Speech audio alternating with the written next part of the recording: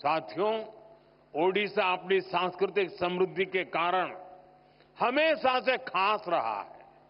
ओडिशा की विधाएं और किसी को सम्मोहित करती है, हर किसी को प्रेरित करती है।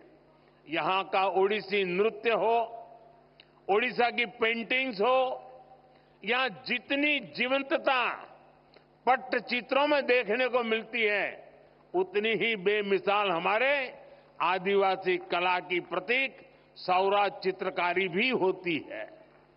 संबलपुरी, बोमकाई और कोटपात बुनकरों की कारीगरी भी हमें ओडिशा में देखने को मिलती है। हम इस कला और कारीगरी का जितना प्रसार करेंगे, उतना ही इस कला को संरक्षित करने वाले उड़िया लोगों को सम्मान मिलेगा। साथियों, हमारे उड़ीसा के पास वास्तु और विज्ञान की भी इतनी बड़ी धरोहर है।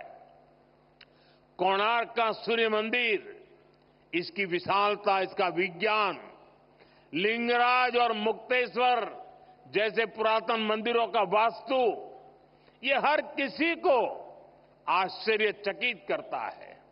आज लोग जब इन्हें देखते हैं तो सोचने पर मजबूर हो जाते हैं कि सैकड़ों साल पहले भी ओडिशा के लोग विज्ञान में इतने आगे थे। साथियों, ओडिशा पर्यटन की दृष्टि से अपार संभावनाओं की धरती है।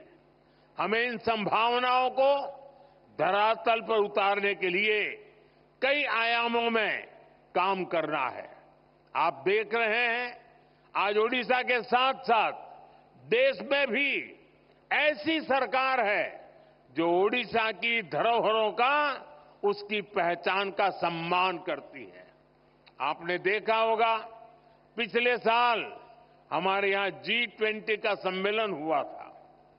हमने G20 के दौरान इतने सारे देशों के राष्ट्राध्यक्षों और राजनयिकों के सामने सूर्य मंदिर की ही भव्य तस्वीर को प्रस्तुत किया था।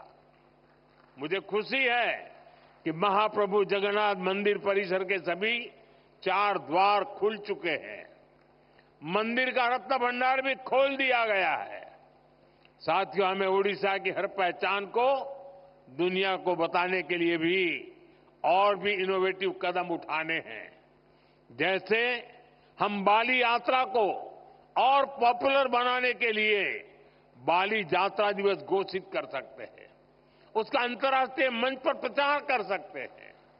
हम ओडिसी नृत्य जैसी कलाओं के लिए ओडिसी दिवस मनाने की शुरुआत कर सकते हैं।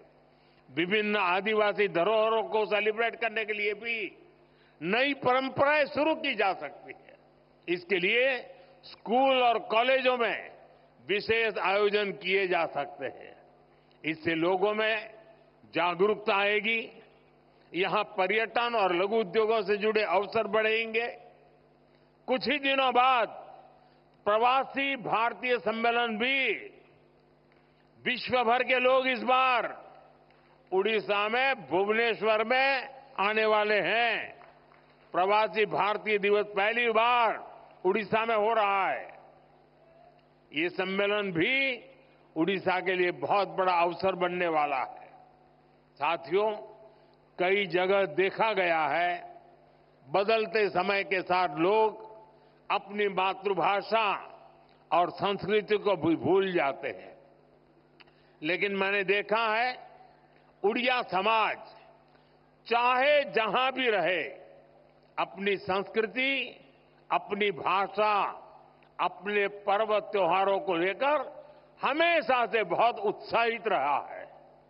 मातृभाषा और संस्कृति की शक्ति कैसे हमें अपनी जमीन से जोड़े रखती है, ये मैंने कुछ दिन पहले ही दक्षिण अमेरिका के देश गयाना में भी देखा।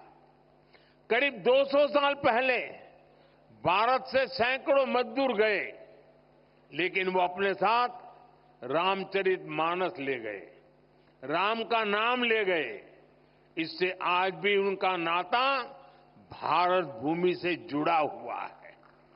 अपनी विरासत को इसी तरह सहेज कर रखते हुए जब विकास होता है, तो उसका लाभ हर किसी तक पहुंचता है। इसी तरह हम ओडिशा को भी नई ऊंचाई पर पहुंचा सकते हैं।